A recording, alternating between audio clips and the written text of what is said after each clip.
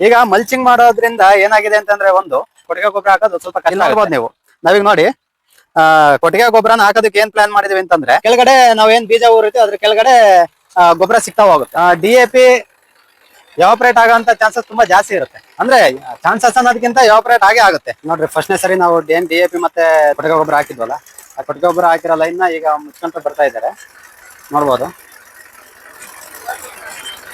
ಇಲ್ಲಿ DAP ಕೊಟ್ಟಿಗೆ ಗೊಬ್ಬರ ಎಷ್ಟು ಆಳವಾಗಿದೆ ಅಂದ್ರೆ ನೋಡಿ, ಇಲ್ಲೊಂದು ಸುಮಾರು 1.5 ಇಂಚ್ 2 ಇಂಚ್ ಆಳದಲ್ಲಿದೆ.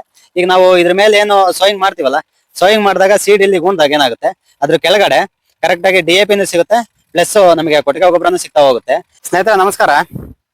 ಇತ್ತೀಚಿನ ದಿನಗಳಲ್ಲಿ ಈ ಕಮರ್ಷಿಯಲ್ ಕ್ರಾಪ್ ಅಂತ ಬಂದಾಗ ಟೊಮೊಟೊ ಆಗಿರ್ಬೋದು, ಇಲ್ಲ ಸೌತೆ ಆಗಿರ್ಬೋದು, ಇಲ್ಲ ಬೀನ್ಸ್ ಯಾವ್ದೇ ಆಗಿರ್ಬೋದು, ಮಲ್ಚಿಂಗ್ ಮಾಡಿ ಮಾಡೋದು, ಹೊದಿಕೆ ಮಾಡ್ಬಿಟ್ಟು ಮಾಡೋ ಪದ್ಧತಿ ಇತ್ತೀಚೆಗೆ ತುಂಬಾ ಜನ ರೈತರು ಅಳವಡಿಸ್ಕೊಂತ ಇದ್ದಾರೆ. ಮುಂಚೆ ಯಾವ ಪದ್ಧತಿ ಇತ್ತಪ್ಪ ಅಂತಂದ್ರೆ ಬೇಸಾಯದಲ್ಲೇ ಗೆರೆ ಹೊಡೆದ್ಬಿಟ್ಟು ಆ ಗೆರೆಗೆ ದನಿನ ಗೊಬ್ಬರ ಹಾಕಿ ಕೊಟ್ಟಿಗೆ ಗೊಬ್ಬರನ, ಅದಾದ್ಮೇಲೆ ಏನು ಕೆಮಿಕಲ್ ಫರ್ಟಿಲೈಸರ್ ಹಾಕ್ತಾರಲ್ಲ ಅದನ್ನೆಲ್ಲ ಹಾಕ್ಬಿಟ್ಟು, ಅದೆಲ್ಲ ಹಾಕಾದ್ಮೇಲೆ ಅದಕ್ಕೆ ಪಕ್ಕಕ್ಕೆ ಇನ್ನೊಂದು ಗೆರೆ ಕೊಟ್ಟು ಒತ್ತಗೆರೆ ಕೊಡೋದು ಅಂತೀವಿ ಅದನ್ನ.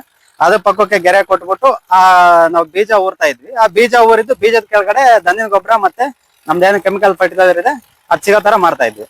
ಈಗ ಮಲ್ಚಿಂಗ್ ಮಾಡೋದ್ರಿಂದ ಏನಾಗಿದೆ ಅಂತಂದ್ರೆ ಒಂದು ಕೊಟ್ಟಿಗೆ ಗೊಬ್ಬರ ಹಾಕೋದು ಸ್ವಲ್ಪ ಕಷ್ಟ ಆಗುತ್ತೆ. ಕಷ್ಟ ಅಂದ್ರೆ ಹಾಕಕ್ ಆಗಲ್ಲ.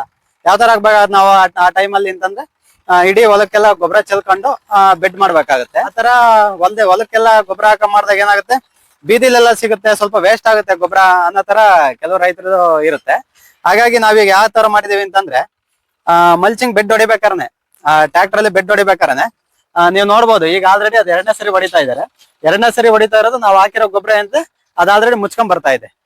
ಓಕೆನಾ. ಈಗ ಫಸ್ಟ್ನೇ ಸರಿ ಹೊಡೆದಾಗ ಏನ್ ಮಾಡಿದ್ವಿ ಅಂತಂದ್ರೆ ಇಲ್ಲಿ ನೋಡ್ಬೋದು ನೀವು, ನಾವೀಗ ನೋಡಿ ಕೊಟ್ಟಿಗೆ ಗೊಬ್ಬರನ ಹಾಕೋದಕ್ಕೆ ಏನ್ ಪ್ಲಾನ್ ಮಾಡಿದೀವಿ ಅಂತಂದ್ರೆ ಇದಿದೆಯಲ್ಲ, ಇದು ಆಲ್ರೆಡಿ ಒಂದ್ಸರಿ ಬೆಡ್ ಹೊಡೆದಿದೀವಿ. ಆ ಬೆಡ್ ಅಲ್ಲಿ ಸ್ವಲ್ಪ ಗ್ಯಾಪ್ ಬರೋ ತರ ಮಾಡಿದೀವಿ ನೋಡಿ. ಸೆಂಟ್ರಲ್ಲಿ ಸ್ವಲ್ಪ ಗ್ಯಾಪ್ ಉಳಿಯೋ ತರ ಫಸ್ಟ್ ಬೆಡ್ ಹೊಡ್ಸಿದೀವಿ. ಆ ಬೆಡ್ ಹೊಡ್ಸಿರೋದು ಯಾವ ತರ ಅಂತ ಟ್ರ್ಯಾಕ್ಟರ್ ಅಲ್ಲಿ ಸ್ವಲ್ಪ ಜಾಸ್ತಿ ಆಳಕ್ಕೆ ಏನು ಬೆಡ್ಡಿಂಗ್ ನೆಗಲು ಬರುತ್ತಲ್ಲ ಅದನ್ನ ಜಾಸ್ತಿ ಆಳಕ್ಕೆ ಇಳಿಸ್ತೇನೆ, ಸ್ವಲ್ಪ ಆಳಕ್ಕೆ ಇಳಿಸ್ಬಿಟ್ಟು ಹೊಡ್ಸಿದೀವಿ. ಎರಡೂ ಕಡೆಯಿಂದ ಮಣ್ಣು ಜರುಗಿದೆ.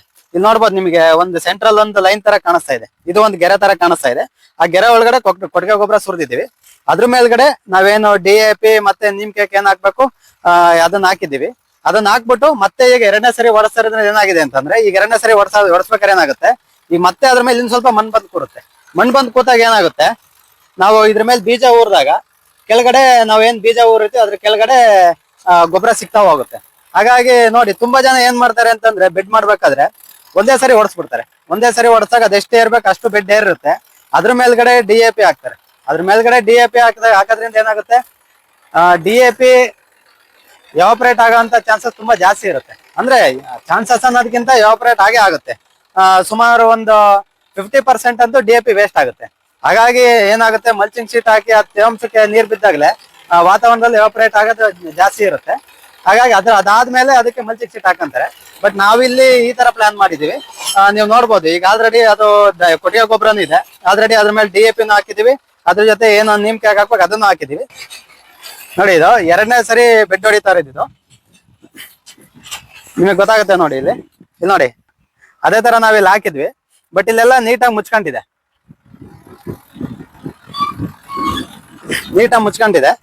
ನೀವು ಇಲ್ಲಿ ನೋಡ್ಬೋದು. ಇಲ್ಲಿ ಕೆರೆದ್ರೆ ನಮಗ್ ಸಿಗುತ್ತೆ ನೋಡಿ ಇಲ್ಲಿದೆ ನಮ್ದೇ. ನಾವೇನ್ ಹಾಕಿದೀವಿ ಕರೆಕ್ಟ್ ಆಗಿ ಇಲ್ಲಿದೆ. ನಾವೇನು ಕೆಳಗಡೆ ಕೊಟ್ಟಿಗೆ ಗೊಬ್ಬರ ಹಾಕಿದೀವಿ, ಕೊಟ್ಟಿಗೆ ಗೊಬ್ಬರ ಮತ್ತೆ DAP ಎರಡನ್ನೂ ಇಲ್ಲಿದೆ. DAP ಕೊಟ್ಟಿಗೆ ಗೊಬ್ಬರ ಎಷ್ಟು ಆಳವಾಗಿದೆ ಅಂದ್ರೆ ನೋಡಿ, ಇಲ್ಲೊಂದು ಸುಮಾರು 1.5 ಇಂಚ್ 2 ಇಂಚ್ ಆಳದಲ್ಲಿದೆ. ಈಗ ನಾವು ಇದ್ರ ಮೇಲೆ ಏನು ಸೋಯಿಂಗ್ ಮಾಡ್ತೀವಲ್ಲ, ಸೋಯಿಂಗ್ ಮಾಡಿದಾಗ ಸೀಡ್ ಇಲ್ಲಿ ಗುಂದಾಗ ಏನಾಗುತ್ತೆ, ಅದ್ರ ಕೆಳಗಡೆ ಕರೆಕ್ಟ್ ಆಗಿ DAP ಸಿಗುತ್ತೆ, ಪ್ಲಸ್ ನಮಗೆ ಕೊಟ್ಟಿಗೆ ಗೊಬ್ಬರನೂ ಸಿಗ್ತಾ ಹೋಗುತ್ತೆ. ಏನ್ ನಾವೇನು ಬೇವಿನ ಹಿಂಡಿ ಕೊಟ್ಟಿಗೆ ಗೊಬ್ಬರ ಎಲ್ಲ ಹಾಕಿದ್ವಲ್ಲ ಅದೆಲ್ಲದು ಸಫಿಶಿಯಂಟ್ ಆಗಿ ಸಿಗುತ್ತೆ. ಹಾಗಾಗಿ ಈ ತರ ಮಾಡೋದು ಸೂಕ್ತ ಅಂತ ಅನ್ಸುತ್ತೆ. ನಿಮಗೆ ಗೊತ್ತಿದೆ ಏನು ಕೊಟ್ಟಿಗೆ ಗೊಬ್ಬರದ ಪ್ರಾಮುಖ್ಯತೆ ಎಷ್ಟಿದೆ ಅಂತ ಗೊತ್ತಿದೆ.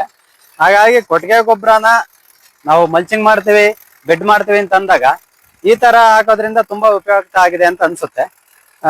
ನೋಡಿ ನಿಮಗೆ ಇದು ಸರಿ ಅನ್ಸಿದ್ರೆ ನೀವು ಅಳವಡಿಸ್ಕೋಬಹುದು. ಸ್ನೇಹಿತರೆ ನೀವು ನೋಡ್ಬೋದು, ಈಗ ಆಲ್ರೆಡಿ ನೋಡಿ ಇದೆಲ್ಲ 2 ಸರಿ ಆಗಿದೆ. ಈ ಬೆಡ್ ಹೊಡೆದು 2 ಸರಿ ಹೊಡೆದಿರೋದು ಇದು ನೋಡ್ರಿ. ಫಸ್ಟ್ನೇ ಸರಿ ನಾವು DAP ಮತ್ತೆ ಕೊಟ್ಟಿಗೆ ಗೊಬ್ಬರ ಹಾಕಿದ್ವಲ್ಲ, ಆ ಕೊಟ್ಟಿಗೆ ಗೊಬ್ಬರ ಹಾಕಿರೋ ಲೈನ್ ಈಗ ಮುಚ್ಕೊಂತ ಬರ್ತಾ ಇದ್ದಾರೆ, ನೋಡ್ಬೋದು.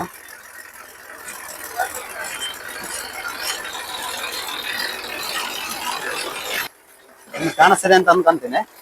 ನೋಡಿ.